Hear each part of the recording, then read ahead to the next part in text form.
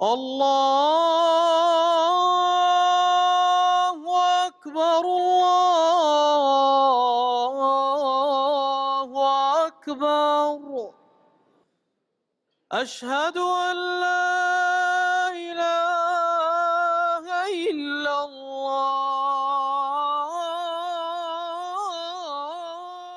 Alhamdulillah Ustadz kita bisa ketemu. Saya mau nanya-nanya Ustadz. Ya tentang jamaah yang kita kenal ini, jamaah muslim, alhamdulillah. Namun uniknya itu ketika setiap pengajian, mereka selalu menekankan pentingnya imamah, jamaah, dan ujung-ujungnya harus baiat ke mereka. Saking pentingnya, setiap bulan sang imam ini bikin nasihat dalam bentuk tulisan. Mereka sebut nasihat tertulis. Yang nasihat ini disebut juga nasihat pokok. Selalu bab pertamanya itu tentang pentingnya berimam, wajibnya berjamaah, dan harus baiat ke jamaahnya. Mereka juga kalau berdakwah ke orang lain, ya orang-orang yang belum kenal, mereka dakwahi. Yang didakwahi adalah pentingnya berimam, berjamaah, dan harus baiat ke dia, ke jamaahnya. Bahkan mereka punya buku menunda baiat merugikan diri sendiri. Seakan-akan dan memang nampak sekali bahwa imamah, jamaah, dan baiat adalah hal yang paling penting dalam jamaahnya. Bagaimana syariat memandang ini, dan sebenarnya yang paling penting dalam Islam itu apa, Ustaz? Alhamdulillah, wassalatu wassalamu ala rasulillah wa ala alihi wa ashabihi wa man tabi'ahum bi ihsanin ila yaumiddin, amma ba'd. Ya, pertanyaan yang bagus tentang keadaan sebuah jamaah yang seperti yang antum sebutkan, yang mereka memiliki perhatian yang besar tentang masalah imamah dan juga jamaah dan juga baiat, dan menjadikan ini seakan-akan adalah yang paling penting ya, di dalam agama Islam. Kita katakan bahwasanya yang paling penting, yang paling utama di dalam agama Islam bukan ini. Ya, bukan masalah jamaah, bukan masalah imamah, masalah kepemimpinan, dan juga bukan masalah baiat. Di sana ada yang lebih penting daripada itu. Ini adalah inti ya dakwahnya para nabi dan juga para rasul, agama yang dibawa oleh Nabi SAW, demikian pula yang dibawa oleh para nabi sebelumnya. Yaitu apa? Yaitu tentang tauhid. Ya, tauhid inilah yang paling penting di dalam agama kita. Gitu. Sebenarnya konsep tauhid itu gimana, Ustaz? Tauhid secara ringkas, secara bahasa adalah mengisahkan. Wahada yuwahidu tauhidan, artinya adalah mengisahkan. Dan secara syariat maksudnya adalah mentauhidkan Allah di dalam ibadah, yaitu menjadikan Allah sebagai satu-satunya zat yang disembah dan juga diibadahi. Inilah makna dari tauhid.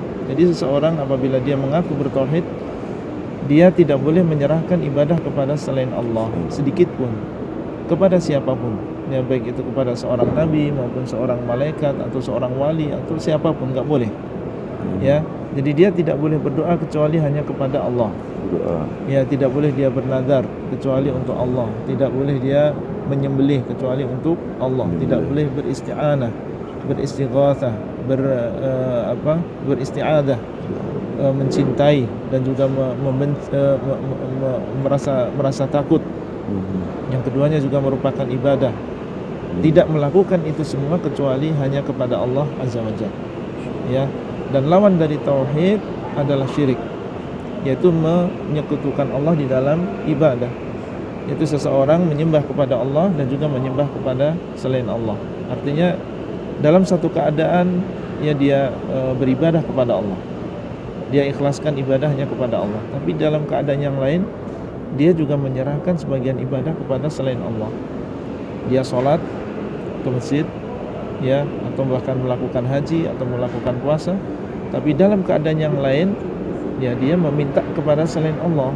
Ini namanya menyekutukan Allah di dalam ibadah.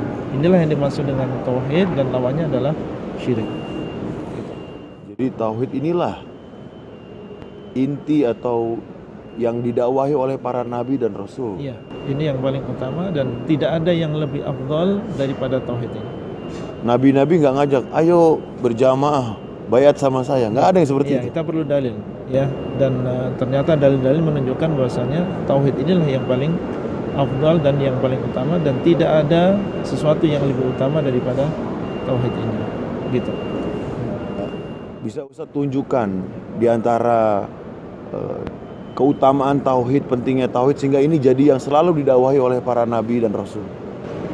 Ya, di antara yang menunjukkan tentang pentingnya tauhid dan seperti yang kita ucapkan tadi bahwa ini adalah yang paling afdal, ya. Yang pertama, tauhid ini adalah merupakan pondasi.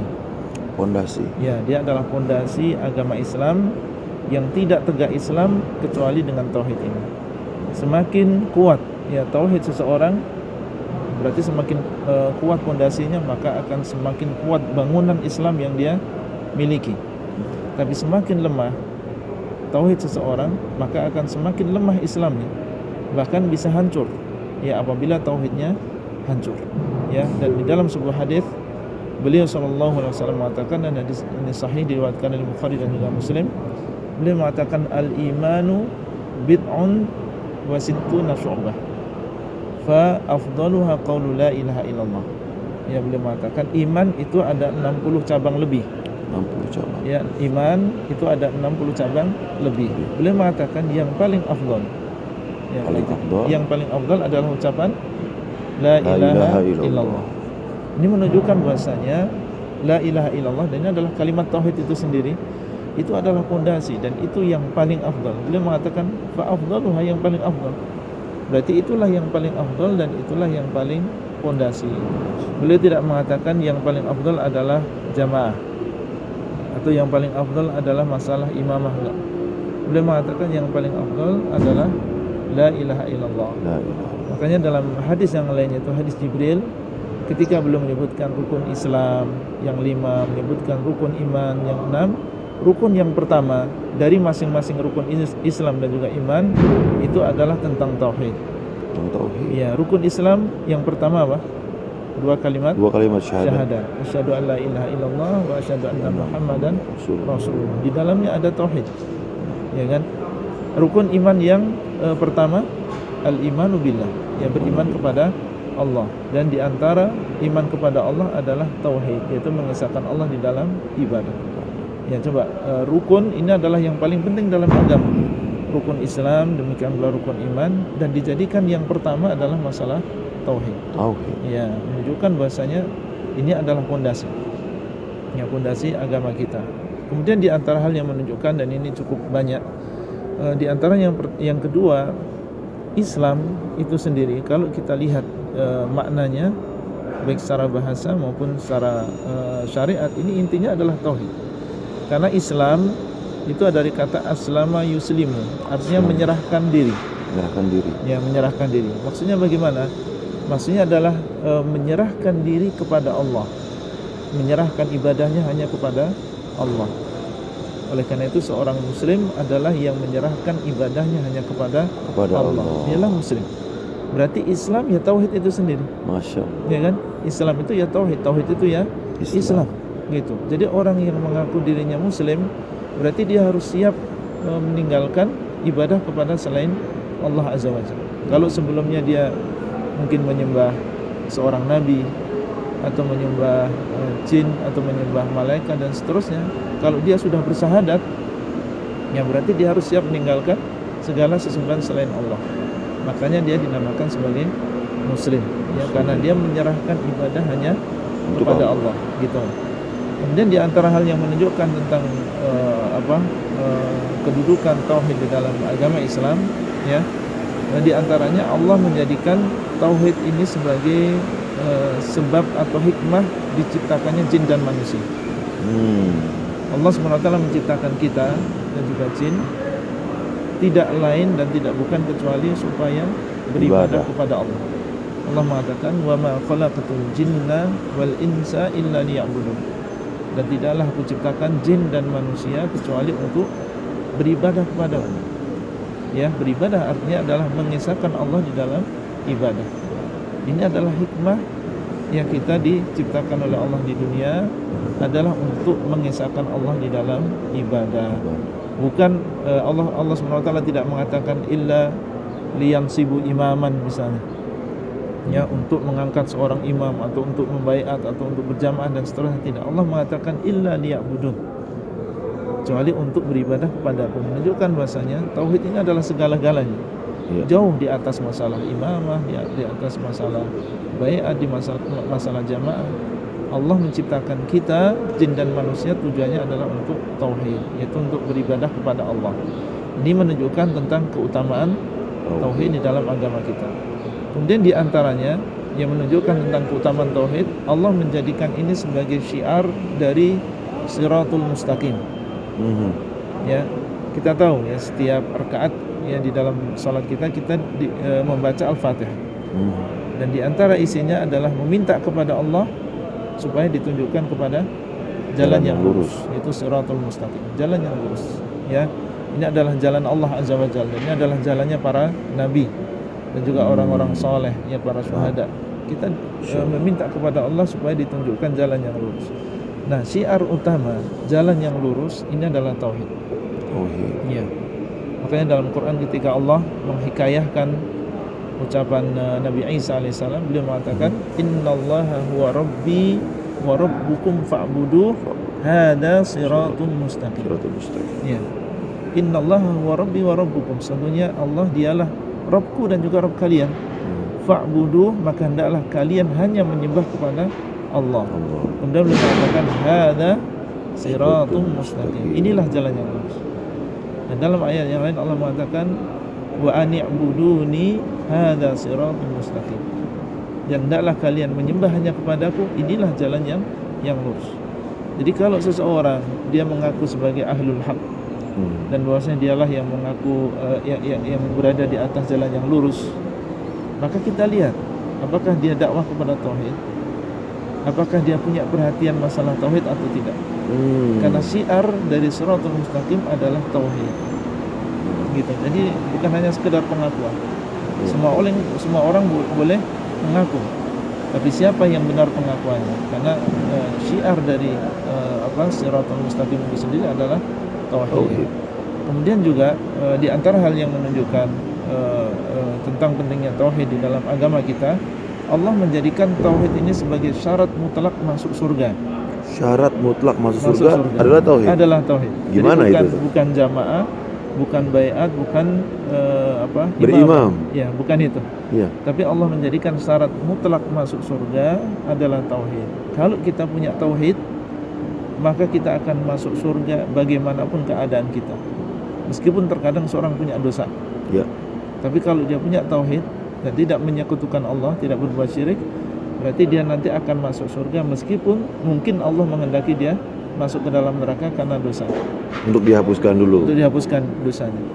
Makanya dalam sebuah hadis yang sahih, ya, beliau sallallahu alaihi wasallam mengatakan, hadis ini diriwayatkan oleh Imam Muslim, beliau mengatakan man laqiyallah la yusyriku bihi syai'a dakhala jannah wa man laqiyahu yusyriku bihi syai'a dakhala nar. Beliau mengatakan barang siapa yang bertemu dengan Allah, yaitu meninggal bertemu dengan Allah dalam keadaan la yusyriku bihi syai'a, dalam keadaan tidak menyekutukan Allah sedikit pun, berarti dia tidak berbuat syirik. Tidak berbuat syirik. Dia mentauhidkan Allah dan dia tidak berbuat syirik.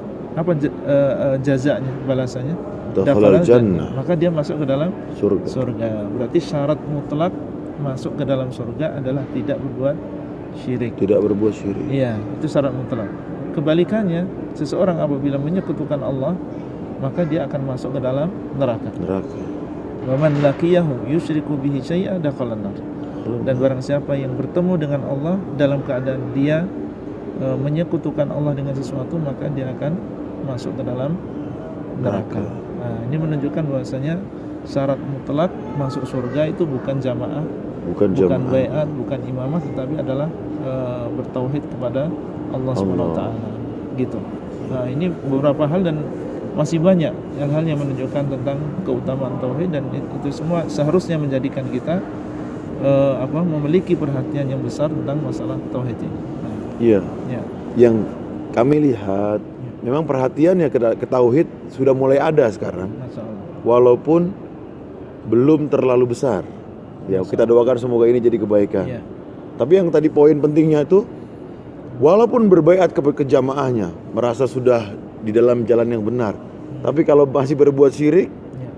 malah dakhalan nar. Dakhalan nar. Karena perbuatan syiriknya itu. Iya. Jadi amalan apapun, sebesar apapun, kalau dia menyekutukan Allah nggak ada faedahnya. La haula wa quwwata illa billah. Nah, Ustaz. Ustaz, tadi kan Ustaz menyinggung ya, bahayanya berbuat syirik. Dan banyak dari mereka merasa aman sudah berbaiat. Oh, ini mati pasti surga, kan gitu. Iya. Kalau udah netepi jamaah ini, matinya wajib surga. Lah, terus yang paling penting padahal tauhid. Dan kalau berbuat syirik masuk neraka. Sebenarnya kalau mereka mengklaim sudah berbaiat, yang paling benar menurut mereka, terus berbuat syirik, itu gimana? Dan bahaya apa aja kalau berbuat syirik, Ustaz? Iya. Banyak ya bahayanya syirik. Sebagaimana tauhid ini yang paling penting dan paling utama dalam agama kita, syirik ini yang paling rendah dan yang paling berbahaya, gitu ya.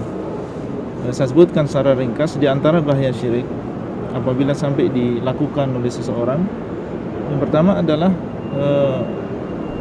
syirik ini dosa yang tidak diampuni oleh Allah. Tidak diampuni. Tidak diampuni oleh Allah Azza wa Jalla. Ya. Dan Allah menyebutkan dalam Al-Quran 2 kali di dalam surat An-Nisa, Innallaha la yaghfiru ayyushraka bih wa yaghfiru ma duna dzalika liman yasha. Sungguhnya Allah tidak akan mengampuni dosa syirik dan masih mengampuni dosa yang lain bagi siapa yang dikehendaki. Menunjukkan kepada kita tentang bagaimana bahayanya syirik. Ya, dan dosa yang lain selain syirik masih bisa diampuni oleh Allah. Insya Allah, apabila Allah menghendaki. Ya, dan di akhirat, ya, apabila dia bertemu dengan Allah membawa dosa selain syirik, maka tahta masyiatillah, di bawah kehendak Allah. Ya, kalau Allah menghendaki Allah ampuni, kalau Allah menghendaki maka Allah masukkan ke dalam neraka terlebih dahulu, terus nantinya dimasukkan ke dalam surga. Ya, tapi untuk syirik tidak. Untuk syirik enggak ya? Enggak. Nanti di akhirat kalau dia meninggal dunia dalam keadaan dia membawa dosa syirik, enggak akan ada ampunan. Artinya pilihannya hanya satu, yaitu azab. Ya, hanya azab saja. Kalau yang lain, dosa yang lain selain syirik, bawah syirik, itu ada dua kemungkinan. Ada kemungkinan diampuni, ada kemungkinan diazab. Tapi untuk syirik tidak. Yang ada hanya azab. Ini yang pertama, menunjukkan tentang bahaya syirik. Bahaya besar. Kemudian yang kedua, ini kalau sampai diamalkan oleh seseorang dan ini adalah syirik besar, maka batal amalannya. Amalan itunya batal. Amalan dia batal. Seluruhnya bukan. Ya, kalau ini syirik besar. Kalau syirik besar, seluruh amalnya seluruh batal. Amalannya batal. Ya. Baik sholatnya maupun puasanya maupun zakatnya maupun infaknya dan lain-lain batal karena dia menyekutukan Allah. Dalilnya adalah firman Allah, wa laqad uhiya ilaika wa ila alladziina min qablik la in asyrakta la yahbatanna 'amaluk wa la takunanna minal khasirin. Sungguh telah diwahyukan kepadamu dan juga orang-orang sebelummu, la in asyrakta, seandainya engkau menyekutukan Allah. Ini Allah berbicara kepada nabinya Nabi Muhammad SAW. Seandainya engkau Muhammad menyekutukan Allah, la yahbatanna 'amaluk, niscaya akan batal amalan. Amalnya. Amal siapa? Nabi Muhammad SAW. Nabi aja batal seorang amalnya nabi. Kalau berbuat syirik. Iya, seorang nabi saja seandainya, dan ini nggak mungkin karena dia seorang nabi maksum, seandainya dia berbuat syirik dibatalkan amalannya oleh Allah. Allah ya. Musta'an. Ini tentunya adalah kerugian yang besar. Ya, seseorang sudah beramal ya puluhan tahun, kemudian ternyata dia batalkan dengan kesyirikan besar. Makanya dalam akhir ayat, wala takunanna minal khasirin, dan sungguh engkau akan termasuk orang yang rugi. Kemudian yang ketiga, dan ini juga menunjukkan tentang bahaya syirik, dia diharamkan masuk ke dalam surga. Diharamkan masuk dalam surga. Gak akan pernah bisa masuk. Gak akan pernah masuk. Allah. Ya, dan Allah mengatakan, yang menceritakan tentang ucapan Nabi Isa alaihissalam, beliau mengatakan, innahu may yusyrik billah faqad harramallahu alaihi jannah wa ma'wahu an-nar wa ma lidh-dhalimina min ansar. Sungguhnya barang siapa yang menyekutukan Allah, maka Allah akan mengharamkan baginya surga. Ya, maka Allah akan mengharamkan baginya surga. Artinya diharamkan, tidak akan dimasukkan ke dalam surga. Kalau Allah yang mengharamkan, siapa yang akan memasukkan dia ke dalam sana? Nggak ada yang bisa. Tidak ada. Dan Allah mengatakan wa ma'wahunna, dan tempat kembalinya adalah neraka. Neraka. Wa ma lidzalimina min ansar, dan tidak ada penolong Tidak ada bagi yang bisa orang-orang yang zalim. Tidak ada yang nolong. Allah mengharamkan dia masuk surga dan dimasukkan ke dalam neraka, tidak ada yang bisa menolong dia. Dan ini menunjukkan tentang bahayanya syirik. Ya, dan ini lebih berbahaya daripada yang lain. Karena dia adalah a'zamul kabair. A'zamul Ya, kabair. akbarul kabair, dosa yang paling besar itu adalah syirik. Dan Allah mengatakan dalam Al-Quran, inna syirka la zulmun azim. Sebenarnya syirik ini adalah kezaliman yang besar. Ya, jadi bukan tidak berjamaah atau tidak berbaiat, dan kezaliman yang besar. Iya. Ya, tapi yang paling besar adalah syirik ini. Ya, tidak ada dosa yang lebih besar daripada syirik. Gitu. Ustaz, Ya. melihat keutamaannya tauhid dan bahaya besarnya syirik, berarti yang harus disungguh-sungguhin, dipersungguh, dipol-polin itu justru dakwah tauhid, Ya. bukan dakwah imamah. Bukan dakwah imamah. Dan ini yang sesuai dengan petunjuk para nabi dan juga rasul. Kalau antum melihat dalam Al-Quran tentang kisah para nabi, gimana dakwah mereka kepada umatnya, itu yang mereka ajarkan, yang mereka sering disampaikan kepada umat, yaitu masalah tauhid. Seluruh nabi, Seluruh nabi.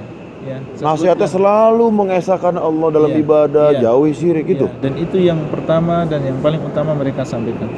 Makanya Allah mengatakan dalam Al-Quran, وَلَقَدْ بَعَثْنَا فِي كُلِّ أُمَّةٍ رَسُولًا أَنِ اعْبُدُوا اللَّهَ وَاجْتَنِبُوا الطَّاغُوتَ.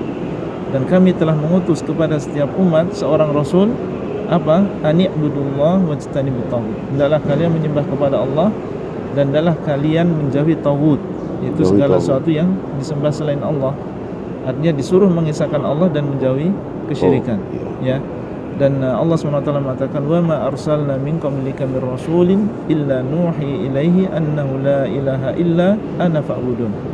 Dan tidaklah kami mengutus sebelummu seorang rasul kecuali kami wahyukan kepadanya bahwasanya tidak ada sesembahan yang berhak disembah kecuali aku, fa'budun, maka hendaklah kalian menyembah hanya kepadaku. Berarti semua rasul, ya, mereka dakwah intinya adalah tentang masalah tauhid. Secara perinci, ya, terperinci Allah menyebutkan ketika menyebutkan dakwahnya Nabi Nuh. Ya, Allah mengatakan laqad arsalna nuhan ila qaumihi faqala ya qaumi ibudullah ma lakum min ilahin ghairuh.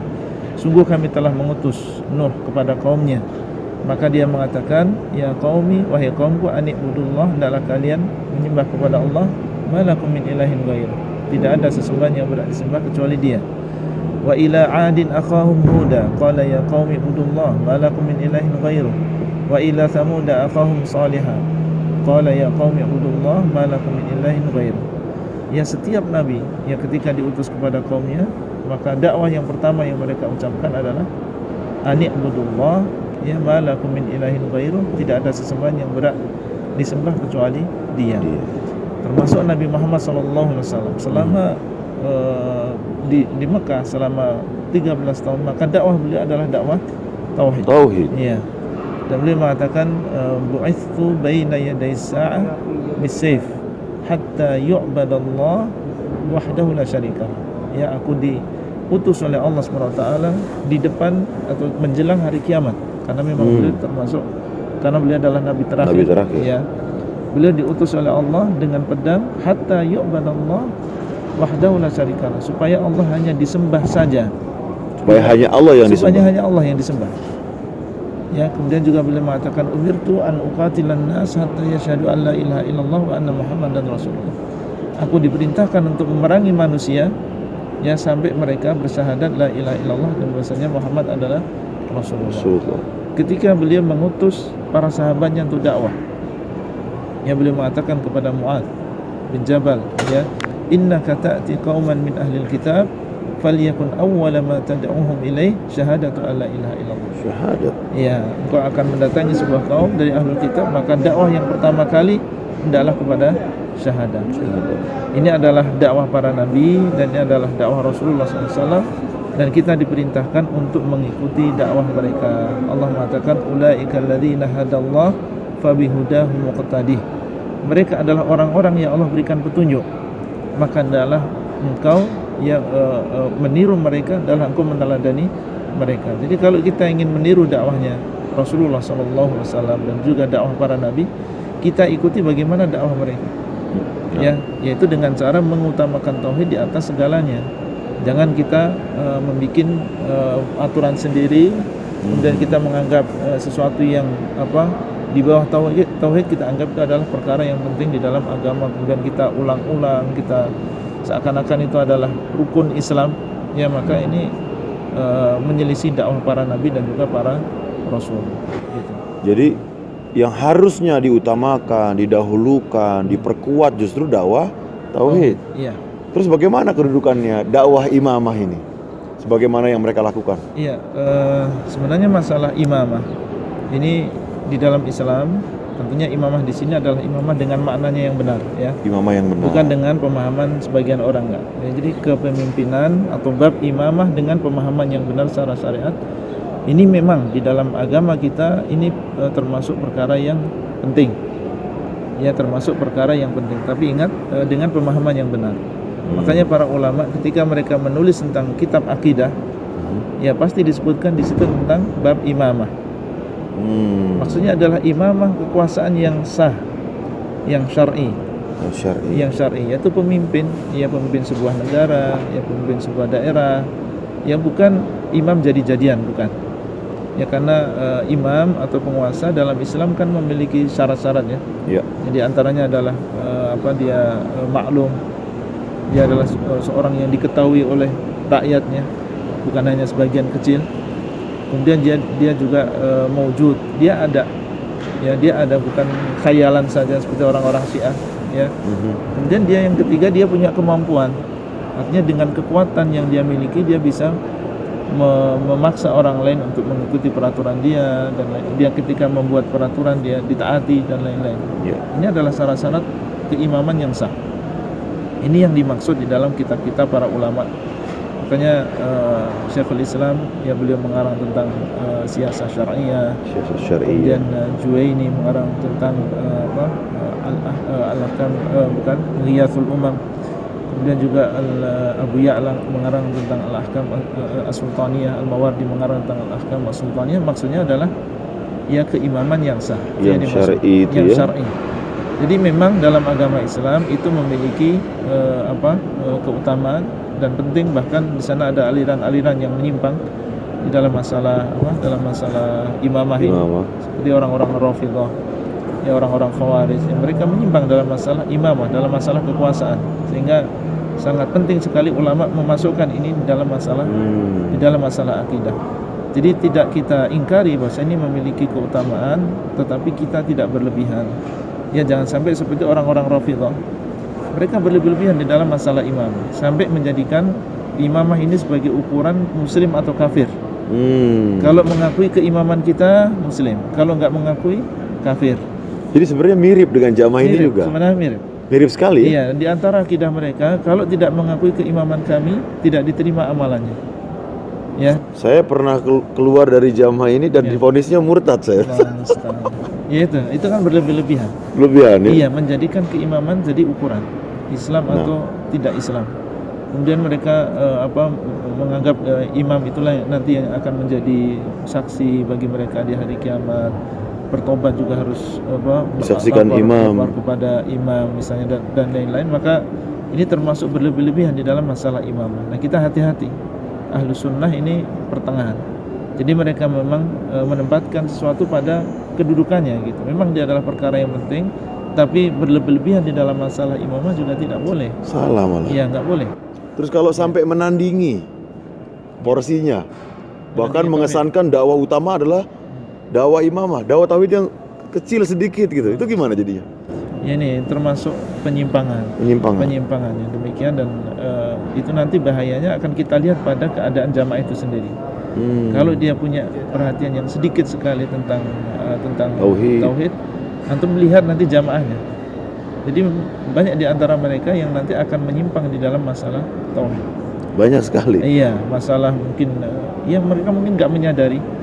Ya nggak menyadari karena memang kurangnya dakwah kepada tauhid kepada diri mereka, sehingga mungkin banyak yang ke dukun, banyak yang Ya.